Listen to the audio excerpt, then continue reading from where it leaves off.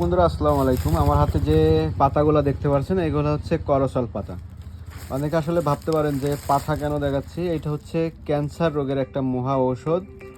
আর এই করসল পাতাগুলা কিভাবে খেতে হয় এটা কিন্তু অনেকে আপনারা জানেন না, ঠিক আছে?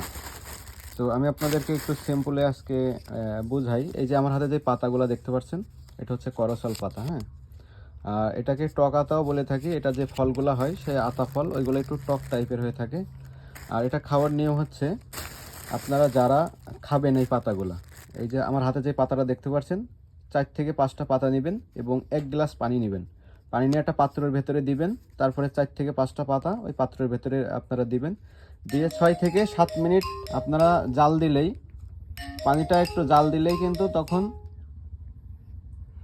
আপনার পানির কালারটা দেখবেন, আমরা যে রং চা খাই লিগার যেমন আসে লাল কালারের, ওই পানির কালারটাও কিন্তু তেমনই চলে আসবে।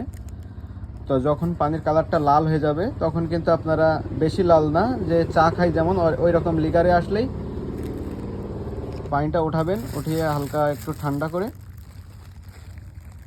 কাপের ভেতরে একটা ছাঁকনি দিয়ে ছেঁকে ওইটা চার মতন করে সেবন করতে পারবে।